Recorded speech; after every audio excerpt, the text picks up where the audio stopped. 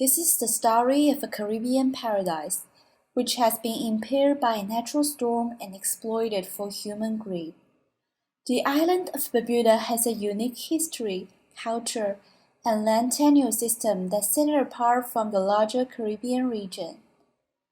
From 1680 to 1830s, the island was leased to the Codrington family of England. They used the enslaved African population to raise livestock, which serviced a sugar plantation on the neighboring Antigua. In 1834, emancipation happened. The people of Barbuda were left to fend for themselves. This drove them to successfully develop an economy of agriculture, fishing, charcoal, and open-range livestock. Barbudans had communal land ownership which has preserved their community for the hazards of drought and domination. During the 19th and 20th century, Barbuda successfully coped with the alternating heavy rainfalls and droughts by switching from commercial cultivation to expanding livestock keeping with their unique raising wisdom. During wet periods, livestock roam freely, feeding on shrublands unrestrictedly. During dry periods, livestock would assemble at wells and Barbuda would round them up for butchering or exports. These activities gave Barbuda ground to contain that they owned the land in common. This form of tenureship was formalized into the law through the Barbuda Land Act in 2007. Because of their high sensibility to the natural landscape through this tenureship, Barbudans were able to preserve much of the lush natural habitats. However, not everyone honored the Land Act. Calling the communal land ownership a myth, the Prime Minister, Gaston Browne, had the agenda to open up the island for foreign developers. In 2015, with the help of the Prime Minister, Hollywood celebrity Robert De Niro began a plan of large-scale development in Barbuda. The 2016 Act opened up Barbuda to more and more foreign investors who came in and planned their developments. In addition to Paradise Fund, Peace Love Happiness, another American development company, signed a 99-year lease with the government on 425 acres of land. This was done without any consulting with the locals. Since then, other planned developments were happening all along the once untouched coastline. Just as the locals had feared, the new developers left severe damages on existing ecosystems, the coral reefs as well as the wetland salt ponds along the coast. The influx of development plans only accelerated with the arrival of Hurricane Irma, which hit the island on September 6, 2017. Irma is a scary hurricane. Irma is a scary hurricane. Irma is a scary hurricane. Irma is a scary hurricane. Irma is a scary hurricane. Irma is a scary hurricane. Irma is a scary hurricane. Irma is a scary hurricane. Irma is a scary hurricane. Irma is a scary hurricane. Irma is a scary hurricane. Irma is a scary hurricane.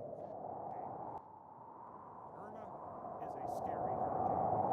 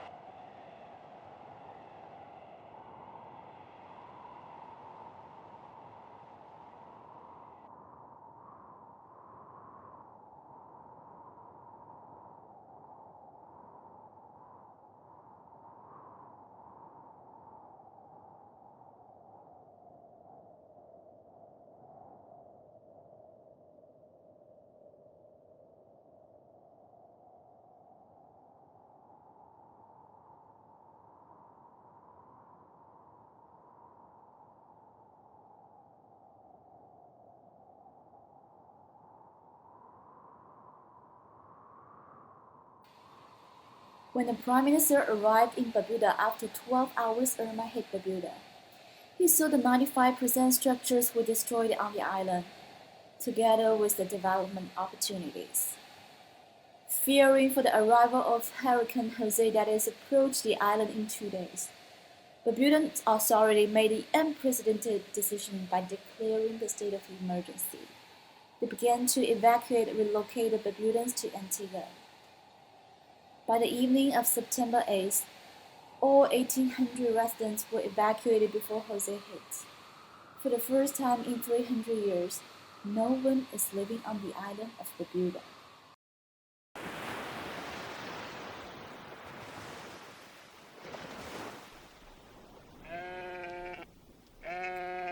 However, Jose didn't do much damage to the island, but the evacuation mandate is still on.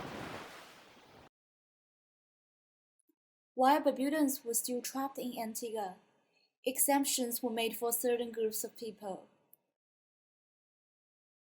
Relief teams, approved volunteers, and cleanup crews were preparing for the reconstruction in Corentyne. UNESCO team flew immediately to the island to assess the damage of its historical heritage, while the government was seizing the opportunity to prepare for future development. A large stripe of forests, the home of Asian trees and local animals, were cleared up by the government for a third international airport. 21 days later, the evacuation mandate is lifted. However, people were reluctant to come back while developers were eagerly approaching the land. A much larger 650-acre project invested by US-based real estate was approved by the government without involving the local council or Barbudan people. 4 months after Irma, the Barbuda Amendment Act came into effect. It speeded up the development for tourism. However, reconstruction of the facilities for Barbudans to come back are going slow. A 300-year tradition of communal land ownership has been dismantled since the state of emergency. Why was it in effect so long? Such discrepancy in the timescale leads us to more research into the post-disaster recovery. After 30 days, Irma hit Barbuda. The local government, with the support of UNDP, in partnership with Microsoft and with technical assistance from Engineers Without Borders, have conducted building damage assessments. The second step is training 45 volunteers from public and private sectors. After the Microsoft engineers used remote sensing for disaster assessment to collect preliminary baseline data. Teams of engineers and trained inspectors have gathered and trained millions of georeference data fields.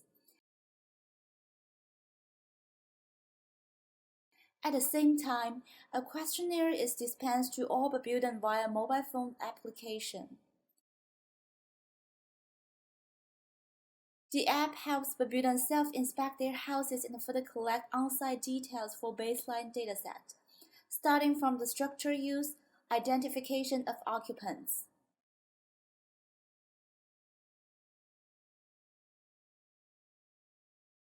The dataset of structures is assembled, filtered, and analyzed in real time, including use, ownership, level of damage, etc. The information is further recalculated and converted to the needed baseline, which is a guideline for the World Bank and other national and international organizations to assess the impact of disasters and to develop recovery and reconstruction plans. The financial recovery needs of the Hurricane Irma for Barbuda consists of 2 parts: damage and loss. Damage refers to a total or partial destruction of physical assets existing in the affected area. In this equation, D is a disaster resilient coefficient whose value usually ranges from 1.1 to 1.35. The actual value will highly depend on the improved degrees of construction standards. The Build Back Better principles contributed to a higher coefficient value. Loss refer to changes in economic flows arising from the disaster. In the case, the recovery aim, which requires a full recovery of economy, at the macro, sectoral, and personal or household levels, likely leads to a high estimation value. Similar calculations also apply to productive, infrastructure, and cross-cutting sectors. The total recovery needs include damage and loss come to a total of $222.2 million. The higher construction standards and a prolonged time will inevitably increase this amount. The big cost of recovery generated from the assessments urged the Barbudan government to seek help in financing the reconstruction of the island. Many foreign countries and institutions were willing to lend a helping hand to Barbuda. Many of them are renowned establishments that are humanitarian and faith-based and are dedicated to helping countries in the wake of natural disasters. These international organizations have proven to be incredibly generous and supportive of Barbuda in its road to recovery. These international organizations often work together and are linked through their sponsors as they are funded by the mega corporations and the global power nations of the world. Reports of their post-Irma financial aids can easily be traced on the institution's online platforms, raising both awareness and hope for relief efforts in Barbuda. In a statement from the PM in 2018, he expressed great gratitude to those who contributed to Barbuda's rebuilding.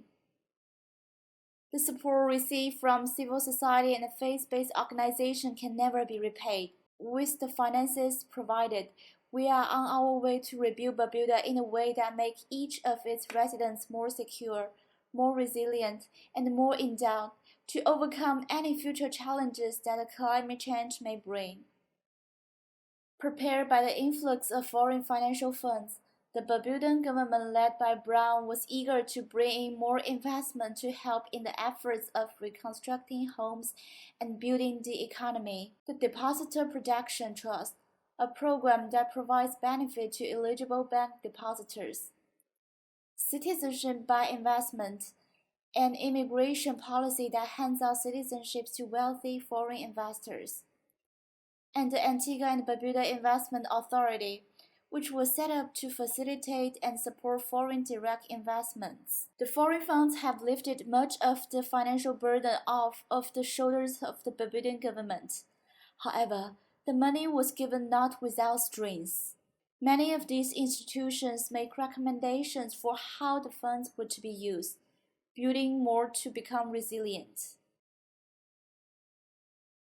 The most urgent funding came from CCRF, the first multi-country risk pool in the world. With the cooperation of WIDE and ICF, $0.8 million has been raised in BRCT to specifically support Barbuda.